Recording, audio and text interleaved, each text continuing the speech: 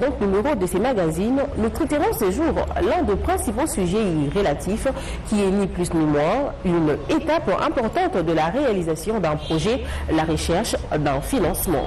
En effet, la recherche du financement est l'étape qui sanctionne le processus de matérialisation d'un projet.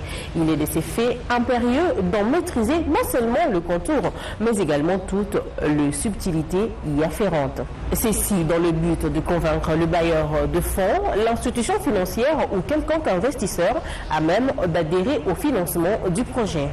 Pour ce faire, de quelle manière le porteur d'un projet doit-il préparer sa demande de financement? Qu'est-ce qu'il doit composer son dossier et que doit-il avoir à l'esprit au moment de se lancer dans cette démarche digne de 12 travaux d'Hercule? Telles sont les différentes questions auxquelles nous tenterons d'avoir des réponses auprès de notre invitée de ce jour, Madame Justine Chilanda, qui est agent FICA et formatrice certifiée en éducation financière.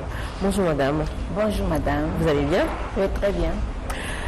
Pour le porteur de projet qui vient à peine de finir la rédaction de son projet, quel élément doit-il nécessairement prendre en compte dans son enquête de financement? Merci beaucoup Madame pour la question. Je tiens d'abord à vous remercier pour l'invitation et pour l'honneur que vous m'attribuez. Une personne qui vient de commencer son activité et qui veut avoir un financement doit d'abord structurer son business. Les entrepreneurs, ils viennent de commencer, ils doivent savoir que pour être entrepreneur, on doit avoir les documents nécessaires pour qu'au niveau des institutions financières, qu'on puisse lui donner un financement. Parmi les documents qu'on a toujours sollicités, il y a le nouveau registre de commerce, qu'on appelle RSSMA. Il y a l'arrêté ministériel pour ceux qui ont des écoles ou soit qui préfèrent se lancer dans l'enseignement. Il y a le permis d'exploitation. Il y a l'identification nationale, la patente et aussi l'autorisation d'ouverture. Mais chez Finca, parce que je parlais que de Finca ici, parce que c'est là où je suis, c'est Finca qui fait de moi ce que je suis. Donc je ne parlerai d'ici que de Finca. Exactement. Vous allez m'excuser. Alors, pour avoir un financement auprès de Finca, il faudrait avoir un des documents parmi ces cités.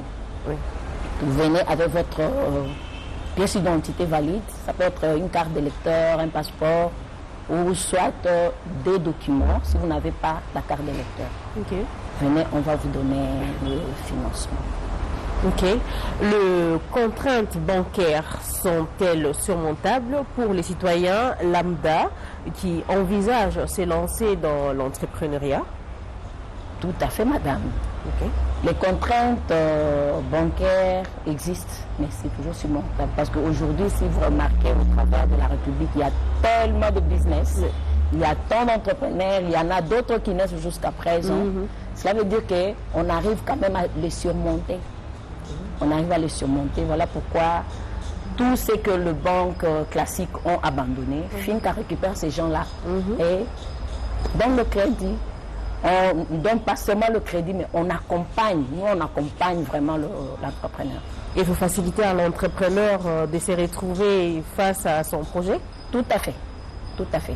Il a un projet, mais nous facilitons à cet entrepreneur en lui proposant un crédit qui est à la taille de son business, mais aussi nous assurons l'éducation financière. Nous l'accompagnons parce qu'il doit comprendre d'abord qu'est-ce qu'il est appelé à faire. S'il comprend bien ce qu'il a à faire, en lui donnant une formation, parce que dans cette formation-là, on donne ça en normalement 4 modules. Il y a le premier module qui est consacré à la gestion budgétaire, il y a les épargnes, il y a le crédit et aussi la négociation financière. Et une fois que l'entrepreneur a suivi ces 4 modules, il est censé vraiment se prendre en charge, savoir où je vais et qu'est-ce que je suis censé faire.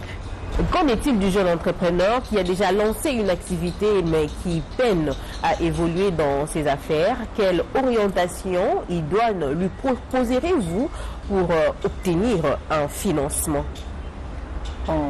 Une personne qui est déjà dans le business et qui est face à une difficulté quelconque, il peut chercher un financement auprès de Finca. C'est question d'abord de poser le problème, qu'on sache qu'est-ce qu'il a comme problème réellement. il peut venir, Finca va l'aider à obtenir un financement. On va lui donner un financement, mais à la taille de son business, parce que nous, on ne donne pas le prêt pour commencer. On donne le prêt pour accompagner l'entrepreneur dans ce qu'il fait comme activité. Et cette activité doit exister, durée de vue, au moins 6 mois. Okay. Et qu'on sache que l'État congolais reconnaît l'entrepreneur en tant que tel.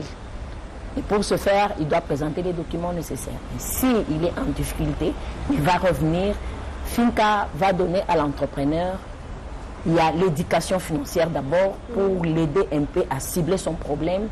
Est-ce qu'il peut aussi former son capital par rapport à son épargne ou il peut recourir à un crédit? Okay. C'est lors de l'éducation financière qu'il peut vraiment bien résoudre son problème. Je suis Madame Cynthia Ndiasedi, je suis épouse d'un, mère de 3 enfants. Je suis ressortissante de l'INA en animation culturelle et développement. Et actuellement, je suis maîtresse de cérémonie professionnelle. Ça va faire limite 21 ans. 21 ans, j'ai commencé à agrémenter quelques cérémonies en famille. Et mais c'était encore amateur, c'était encore amateur. Mais mon père m'a découverte en ce moment-là. Il s'est dit que j'avais la chose. Mais il fallait que je découvre moi-même la chose. Et voilà, c'est parti de là. Les difficultés, on a énormément. Il y en a énormément. Vous vous retrouvez avec des clients qui vous appellent. Il y a 10 clients pour une date et qui vous proposent aussi quand même des montants assez exorbitants. Mais on ne sait pas dire oui à tout le monde, malheureusement. On ne sait pas dire oui à tout le monde. J'essaie de recommander, et c'est ça la difficulté, parce que quand les clients te commandent, ils veulent de ton service et non le service de ton collaborateur. Là, c'est une des difficultés. Mais finalement, on arrive toujours à trouver un terrain d'entente. Certains dont je les envoie à aller voir sur la page des autres pour voir que voilà, il est à la même hauteur que moi, parce que entre nous, on ne peut pas se négliger. Je ne peux pas recommander quelqu'un qui n'est pas à la hauteur du service que demande le client. Donc, j'ai à mes côtés des personnes de confiance qui m'accompagnent, qui croient en moi. Et voilà, c'est comme ça que je m'en sors un peu par rapport à ces multiples demandes de services par rapport à mes clients. L'avantage, au départ, j'avais l'objectif de travailler que dans les mariages. C'était ça, c'était vraiment agrémenter que des mariages. Mais avec le temps, je me suis dit que l'art que j'ai, le don que j'ai, au fait, commençait à être demandé pour des grandes cérémonies comme de soirées de gala, comme de présentation, ouverture de, je sais pas comment on appelle ça, des openings, c'est-à-dire des ouvertures de grands stands, des boutiques d'habillement. Et je me suis rendu compte que j'étais en train d'élargir, au fait, mon champ d'action. Et c'est fait ça, c'est même l'un des avantages que j'ai par rapport à l'art que je porte actuellement. J'ai un très grand rêve que j'aimerais, j'en ai plusieurs, mais les 2 phares, c'est d'ouvrir un très grand centre, un ciné chrétien où il y aura plusieurs activités. Il y aura le cinéma, comme je suis artiste de départ.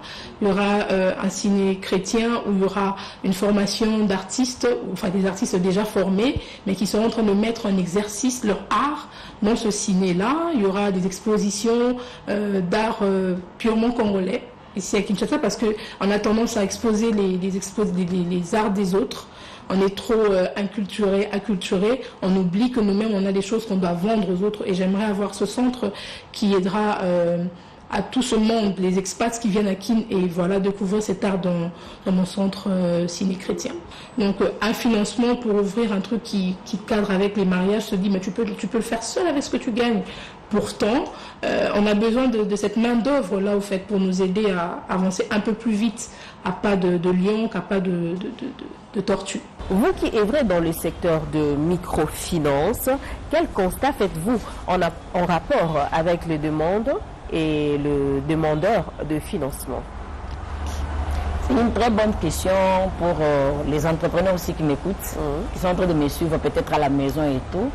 Les demandeurs et les demandes de financement sont tellement nombreux. Mais il y en a d'autres qu'on n'arrive pas à résoudre. Pourquoi? Parce qu'ils ne répondent pas aux critères de pré-Finca. Donc c'est question d'abord de se conformer à nos critères.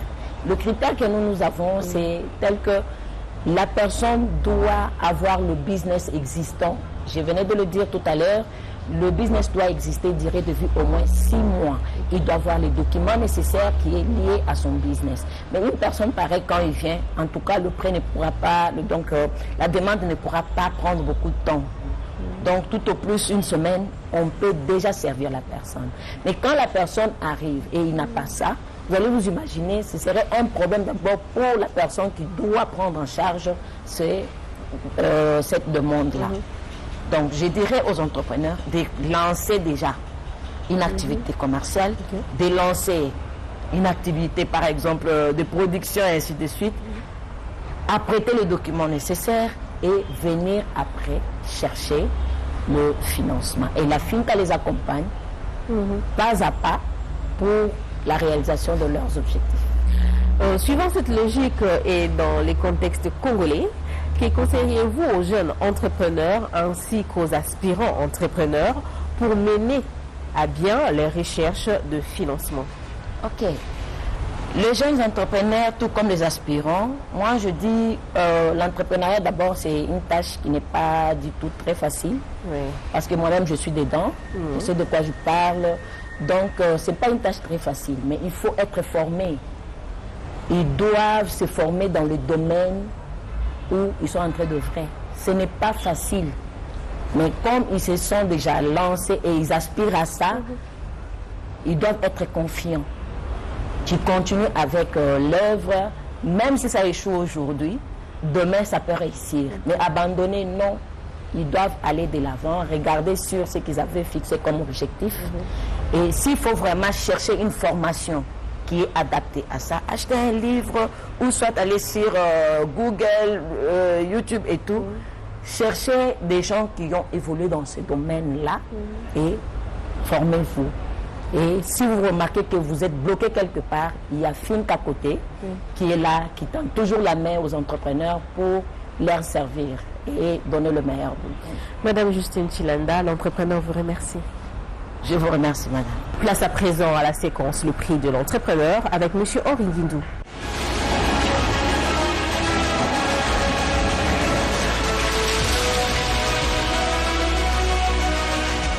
Bonjour Henri. Bonjour Fortune.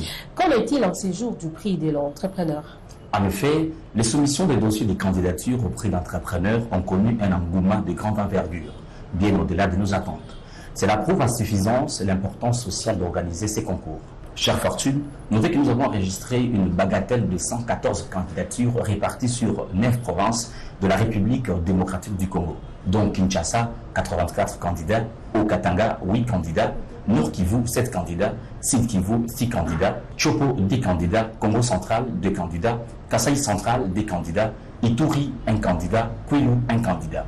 Aussi, nous noterons l'intérêt de 59 porteurs de projets et 54 entrepreneurs, c'est-à-dire personnes morales. À quoi les candidats doivent-ils s'attendre quant à la suite des événements? Très bonne question. Vu le fort intérêt manifesté à cette compétition par le public, Mosaico et son partenaire Synergie Consulting ont convenu que l'événement se tiendrait sur 2 phases. Celle de la présélection d'une part et d'autre part la phase finale. La présélection s'est faite en 2 étapes, notamment le toilettage par une commission ad hoc pour s'assurer de la conformité de chaque candidature au règlement du prix de l'entrepreneur. Ensuite, vient l'étape de la brève présentation de 15 minutes de chaque candidature retenue après toilettage, ce devant un jury d'experts. Le grand moment de cette brève présentation seront diffusés dans le magazine L'Entrepreneur. In fine, la phase finale verra s'affronter au cours d'un show télé les projets qui auront réussi à se démarquer lors des étapes précédentes.